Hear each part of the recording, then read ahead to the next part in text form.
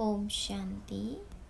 ये बाबा की 13 तारीख की साकार वाणी है। सार है मुरली का।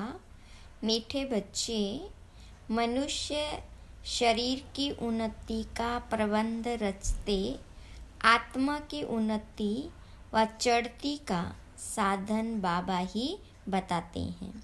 यह बाप की ही रेस्पॉन्सिबिलिटी है। प्रश्न: सदा बच्चों की उन्नति होती रहे उसके लिए बाप कौन कौन सी श्रीमत देते हैं? तो बाबा ने कहा, बच्चे अपनी उन्नति के लिए पहला, सदा याद की यात्रा पर रहो। याद से ही आत्मा की जंक निकलेगी। दूसरा, कभी भी बीती को याद नहीं करो और आगे के लिए कोई आश न रखो। तीसरा, शरीर निर्वाह के लिए कर्म भले करो, लेकिन जो भी टाइम मिले वह वेस्ट नहीं करो। बाबा की याद में टाइम सफल करो। चौथा, कम से कम 8 घंटा ईश्वरीय सेवा करो तो तुम्हारी उन्नति होती रहेगी। ओम शांति। रूहानी बाप बैठ रूहानी बच्चों को अथवा आत्माओं को समझाते हैं। मनुष्य कहते हैं आत्मा की रेस्पॉन्सिबिलिटी है परमात्मा के ऊपर। वही सब आत्माओं की उन्नति और मन की शांति का रास्ता बता सकते हैं। आत्मा रहती है ब्रह्मकुटी में, सबसे न्यारी। अक्सर करके रोग होते हैं शरीर में, यहाँ ब्रह्मकुटी में नहीं। बल सिर में दर्द पड़ेगा, परंतु जो आत्मा का तख्त है वहाँ कोई तकलीफ नहीं होगी, क्योंकि उस तख्त पर आत्मा विराजमान है। अब आत्मा की उन्नति अथवा शांति देने वाला सर्जन तो एक ही परमात्मा है। जब आत्मा की उन्नति हो तब आत्मा को हेल्थ वेल्थ भी मिले। शरीर को तो कितना भी करो उससे कोई उन्नति नहीं होगी। शरीर की कुछ न कुछ खिटपिट हो तो रहती ही है। आत्मा की उन्नति तो सिवाय बाबा के कोई कर न सके। और सब दुनिया में शरीर की उन्नति का प्रबंध रचते हैं, बाकी आत्मा की चढ़ती कला व उन्नति होती नहीं है। वह तो बाबा ही सिखलाते हैं। सारा मदार आत्मा पर है।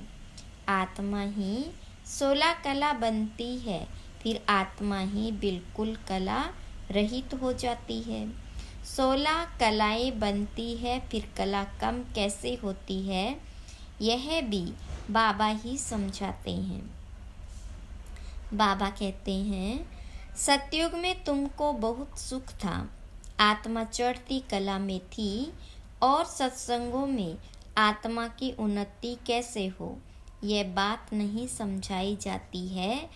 वह जिस्मानी नशे में रहते हैं, दे अभिमान है। बाबा तुमको देही अभिमानी बनाते हैं। आत्मा जो तमो प्रधान बनी है उनको सतो प्रधान बनाना है। यहाँ सब है रूहानी बातें, जिस यह है वहाँ है जिस्मानी बातें। सर्जन लोग एक हार्ट निकाल दूसरा डालते हैं। उनका आत्मा से कोई ताल्लुक नहीं है, कोई संबंध नहीं। आत्मा तो ब्रह्मकुटी में रहती है, उनका ऑपरेशन आदि कुछ नहीं होता। अच्छा, बाबा समझाते हैं कि आत्मा की उन्नति तो एक ही बार होती है। आत्मा जब तमो प्रधान हो जाती है तब आत्मा की उन्नति करने वाला बाबा आता है। उनके बिगर किसी भी आत्मा की चढ़ती कला हो न सके। बाबा कहते हैं, यह चीची तमो प्रधान आत्माएं मेरे पास आ न सके। तुम्हारे पास जब कोई आते हैं तो कहते हैं शांति कैसे मिले अथवा उन्नति कैसे हो, परंतु यह नहीं जानते कि उन्नति के बाद हम कहाँ जाएंगे, क्या होगा। पुकारते हैं पतित से पावन बनाओ, जीवन मुक्ति में ले जाओ, तो आत्माओं को ही ले जाएंगे ना। शरीर तो यहाँ खत्म हो जाएगा, परंतु यह बातें किसकी बुद्धि में नहीं है। यह है ईश्वरीय मत, बाकी वह सब है मानव मत। ईश्वरीय मत से एकदम आसमान में चढ़ जाते हो, शांति धाम सुख धाम में, फिर ड्रामा अनुसार नीचे भी उतरना ही है।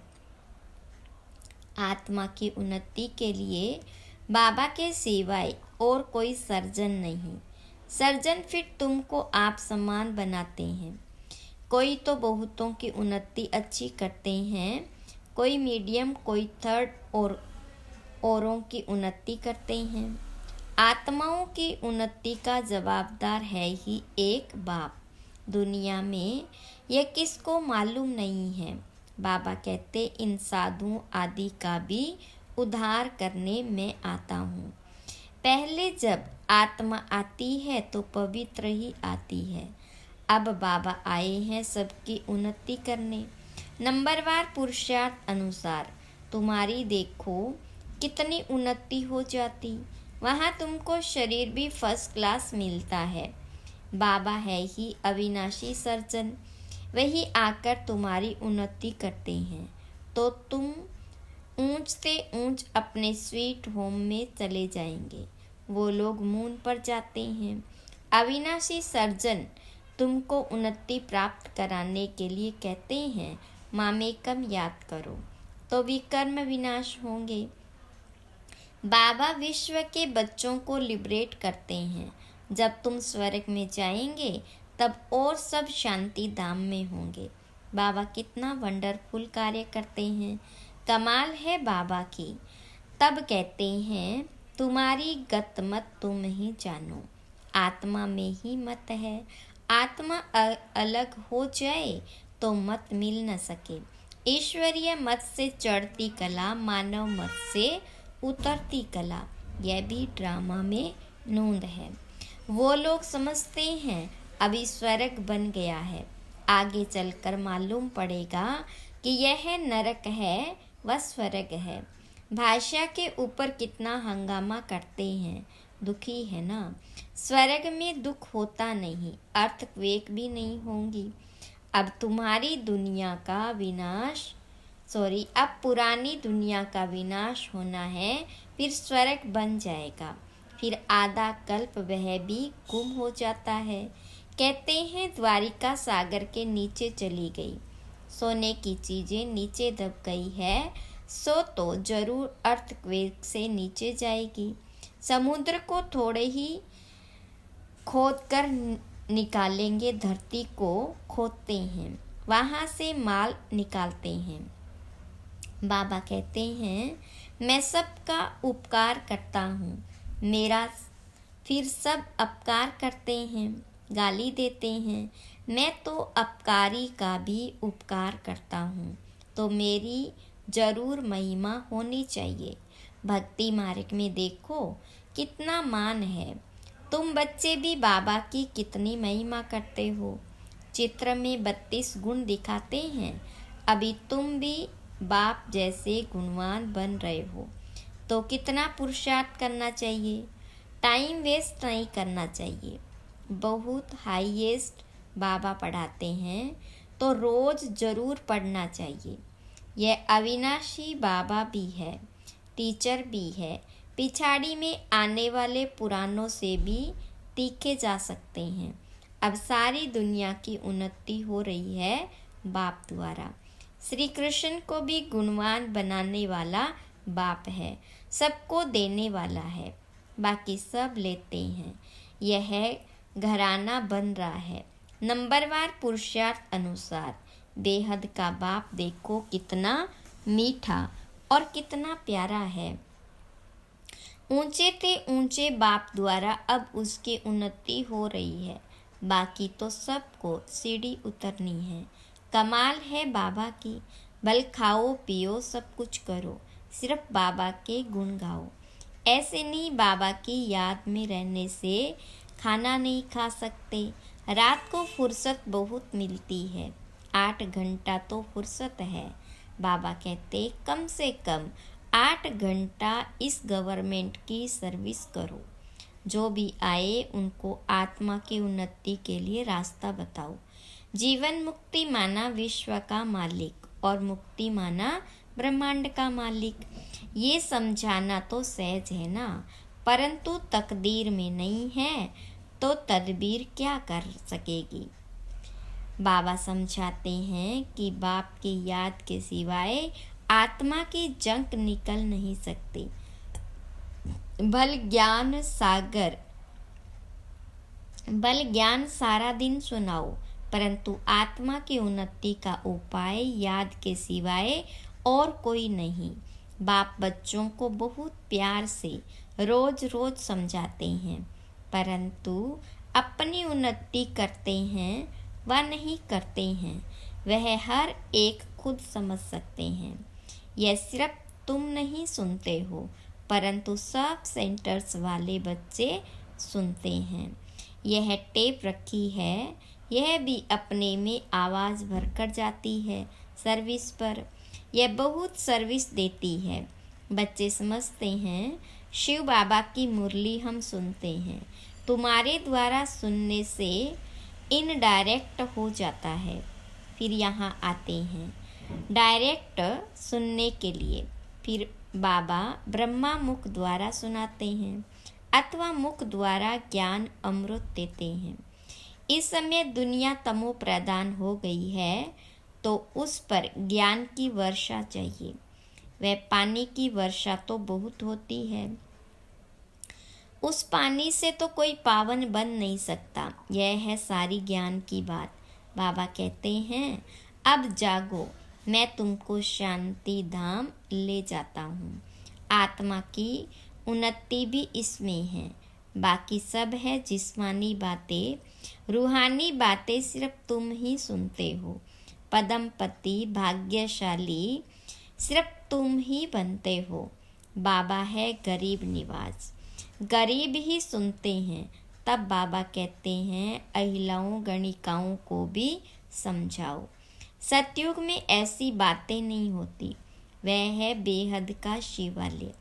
अब है बेहद का वैशाल्य, बिल्कुल ही तमो प्रधान है। इससे जास्ती मार्जिन नहीं है। अब इस पति दुनिया को चेंज होना है। भारत में राम राज्य और रावण राज्य होता है। जब अनेक धर्म हो जाते तब अशांति हो जाती है, लड़ाई तो लगती ही रहती है। अब तो बहुत जोर से लड़ाई लगेगी, कड़ी लड़ाई लग फिर बंद हो जाएगी, क्योंकि राजाई भी स्थापन हो, कर्मातीत अवस्था भी हो। अभी तो कोई कह न सके, वह अवस्था आपे ही तो पढ़ाई पूरी हो जाएगी, फिर ट्रांसफ़र हो जाएंगे। अपने पुरुषार्थ अनुसार इस भंबोर को आग तो लगनी ही है, फटाफट विनाश हो जाएगा। उनको खूनी नाहिक खेल कहा जाता है। नाहिक सब मर जाएंगे, रक्त की नदियाँ बहेगी, फिर घी दूध की नदियाँ बहेगी, हाहाकार से जय जयकार होगी। बाकी सब अज्ञान निंद्रा में सोते सोते ही खत्म हो जाएंगे। बड़ी युक्ति से स्थापना होती है, विघ्न भी पड़ेंगे, अत्याचार भी होंगे। अब माताओं द्वारा स्वर्ग का द्वार खुलता है तो पुरुष भी बहुत, परंतु माता जन्म देती है तो उनको पुरुष से इजाफा ज़्यादा मिलता है। स्वर्ग में तो नंबरवार सब जाएंगे, कोई 2 जन्म मेल के भी बन सकते हैं। हिसाब किताब जो ड्रामा में नोंद है वही होता है। आत्मा की उन्नति होने से कितना फर्क पड़ जाता है। कोई तो एकदम हाईएस्ट बन जाता है, कोई तो बिल्कुल लोएस्ट। कहाँ राजा तो कहाँ प्रजा। मीठे मीठे बच्चों को बाबा समझाते हैं, अब पुरुषार्थ करो, योग से पवित्र बनो, तब धारणा हो। मंजिल बहुत ऊंची है। अपने को आत्मा समझ बहुत प्यार से बाबा को याद करना है। आत्मा का परमात्मा के साथ लव है ना, यह है रूहानी लव, जिससे आत्मा की उन्नति होती है। जिस्मानी लव से फिर गिर पड़ते हैं। तकदीर में नहीं है तो भागंती हो जाते। यज्ञ की बड़ी संभाल चाहिए। माताओं की पाई पाई से यज्ञ की सर्विस हो रही है। यहाँ गरीब ही साहूकार बनते हैं। सारा मदार पढ़ाई पर है। तुम अभी सदा सुहागिन बनती हो, यह सबको फीलिंग आती है। माला का दाना बनने वालों को कितनी अच्छी फीलिंग चाहिए। शिव बाबा को याद करते सर्विस करते रहो तो बहुत उन्नति हो सकती है। शिव बाबा की सर्विस में शरीर भी न्यौछावर करना चाहिए। सारा दिन नशा रहे, यह मासी का घर नहीं है। देखना है हमने अपनी कितनी उन्नति की है। बाबा कहते हैं, बीती को याद न करो, आगे की कोई आश मत रखो। शरीर निर्वाह अर्थ कर्म तो करना है। जो टाइम मिले उसमें बाबा को याद करो तो विकर्म विनाश होंगे। बाबा बांधेलियों को भी समझाते हैं कि तुम्हें पति को बहुत नम्रता प्यार से समझाना है। कोई मारे तो उन पर फूलों की वर्षा करो। अपने को बचाने की बड़ी युक्ति चाहिए। आंखें बड़ी शीतल चाहिए, कभी हिले नहीं। इस पर अंगद का भी मिसाल है। बिल्कुल अडोल था। तुम सब महावीर हो। जो कुछ पास्ट हुआ उनको याद नहीं करना है। सदैव हर्षित रहना है। ड्रामा पर अटल रहना है। बाबा खुद कहते हैं, मैं भी ड्रामा के बंधन में बांधा हुआ हूँ। बाकी और कोई बात नहीं। श्री कृष्ण के लिए लिखा है, स्वदर्शन चक्र से मारा। यह सब कथाएं हैं। बाबा तो हिंसा कर न सके। यह तो बाप टीचर है, मारने की बात ही नहीं। ये बातें सब इस समय की है। एक तरफ ढेर मनुष्य है, दूसरे तरफ तुम हो। जिनको आना होगा आते रहेंगे। कल्प पहले मिसल पद पाते रहेंगे। इसमें चमत्कार की बात नहीं। बाबा रहम दिल है। दुख हरता सुख करता है, फिर दुख कैसे देंगे। अच्छा, मीठे मीठे सिकीलदे बच्चों प्रति माता पिता बाप दादा का याद प्यार और गुड मॉर्निंग। रूहानी बाप की रूहानी बच्चों को नमस्ते। रूहानी बच्चों की रूहानी बाप दादा को याद प्यार गुड मॉर्निंग और नमस्ते। धारणा के लिए मुख्य सार। पहली पॉइंट, कम से कम 8 घंटा ईश्वरीय गवर्नमेंट की सर्विस कर अपना टाइम सफल करना है। बाप जैसा गुणवान बनना है। दूसरी पॉइंट, जो बीता उसे याद नहीं करना है। बीती को बीती कर सदैव हर्षित रहना है। ड्रामा पर अडोल रहना है। वरदान है आज का, संकल्प बोल और कर्म के व्यर्थ को समर्थ में परिवर्तन करने वाले होली हंस बहो। विस्तार है। होली हंस का अर्थ है संकल्प बोल और कर्म के व्यर्थ को समर्थ में परिवर्तन करने वाले। क्योंकि व्यर्थ जैसे पत्थर होता है, पत्थर की वैल्यू नहीं, रतन की वैल्यू होती है। होली हंस फौरन परख लेता है कि ये काम की चीज़ नहीं है, ये काम की है। कर्म करते सिर्फ यह स्मृति इमर्ज रहे कि हम राजयोगी नॉलेजफुल आत्माएं रूलिंग और कंट्रोलिंग पावर वाली हैं, तो व्यर्थ जा नहीं सकता। यह स्मृति होली हंस बना देगी। स्लोगन: जो स्वयं को इस देह रूपी मकान में मेहमान समझते हैं वही निर्मोही रह सकते हैं। अव्यक्त इशारा: अव्यक्त साइलेंस द्वारा डबल लाइट फरिश्ता स्थिति का अनुभव करो। जैसे जब कोई ऐसा दिन होता है तो चलते फिरते ट्रैफिक को भी रोक कर 3 मिनट साइलेंस की प्रैक्टिस कराते हैं। चलते हुए सभी कार्यों को स्टॉप कर लेते हैं। ऐसे आप भी कोई कार्य करते हो या बात करते हो तो बीच बीच में यह संकल्पों की ट्रैफिक को स्टॉप करने का अभ्यास करो। 1 मिनट के लिए भी मन के संकल्पों को, चाहे शरीर द्वारा चलते हुए कर्म को, बीच में रोककर अपने फरिश्ते स्वरूप में स्थित हो जाओ। ओम शांति।